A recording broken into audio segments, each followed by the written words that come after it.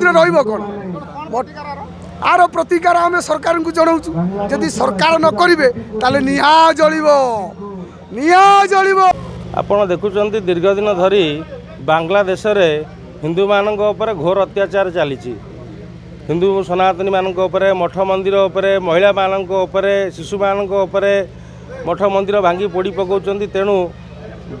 जेते हिंदू राष्ट्र अच्छी समस्त हिंदू आज भयभीत अच्छा तेणु हिंदू सुरक्षा मंच तरफ आम एक आह्वान देइथिलु केन्द्रापड़ा जिलार समस्त साधु सन्त एवं समस्त सनातनी हिंदू सनातनी भाई भौणी मानू निवेदन करूँ आज तीनिमाणी राम मंदिर एक विशाल रैली करी आमे भारत सरकार जो राष्ट्रपति को दवापाई एक स्मारकपत्र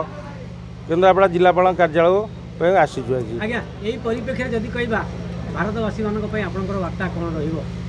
भारतवासी हिंदू माने एक हुंतु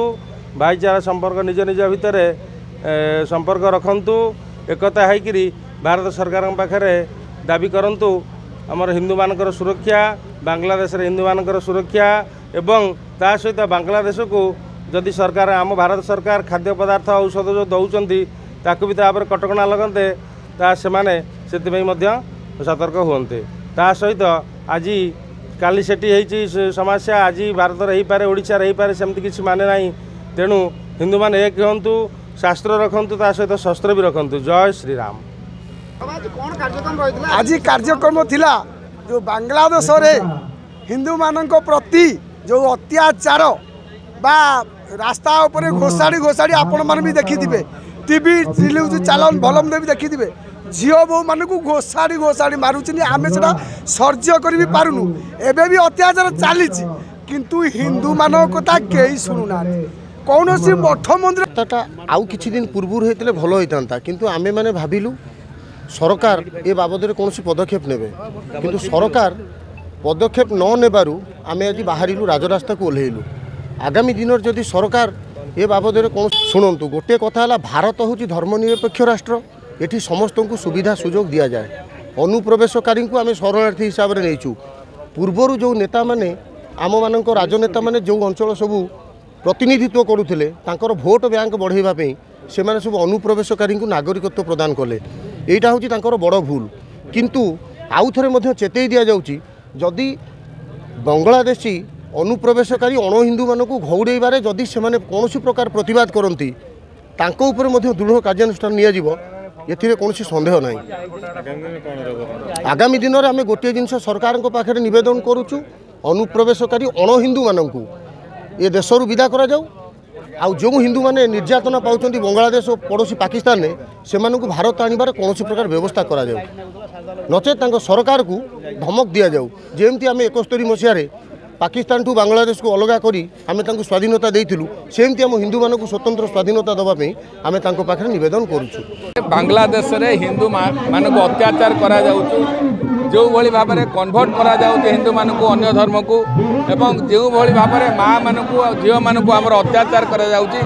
सेते पई गोटे एकता सम्मेलन ये आम प्रोटेक्ट करुचु जे बांग्लादेश रे जो भाव में आम मानक अत्याचार करा न जाऊ आ जो यूनिट सरकार देखिए ये भाव में अत्याचार विभीषिका चलती मठ मंदिर ठाकुर समस्त मंदिर को धराशायी करा न जाऊ आम शांति भाव में प्रोटेक्ट करूँ जदि आपको एप्रति समस्ते नजर रखु हिंदू एकत्रित हूँ जदि ए बांग्लादेश ए न मानव तापर आम निश्चित रूपे आहरी भयंकर कार्यानुष्ठान ग्रहण करूँ एवं एठारे जो भाव में हिंदू मानक विरोधी लुचि रही जो मैंने धर्म विरोधी नुह देश विरोधी तांको प्रति आम स्टेप नापी आम जिला सुरक्षा प्रमुख अच्छी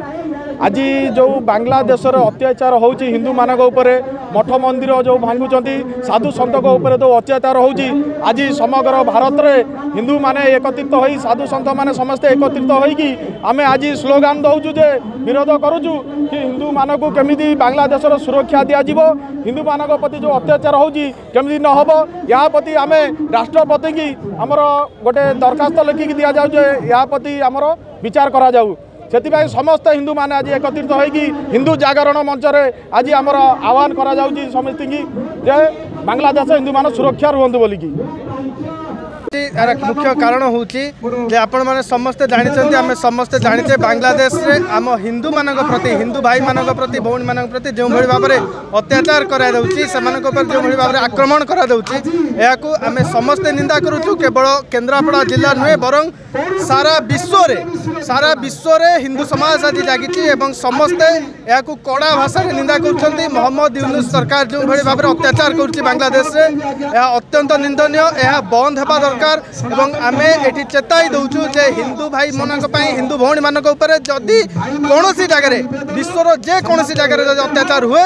आमे समस्त एक अछु हिंदू समाज एक अछि आम समस्त एकता रही आमे समस्त मिलमिशी यार निश्चय भाव में जवाब देबु।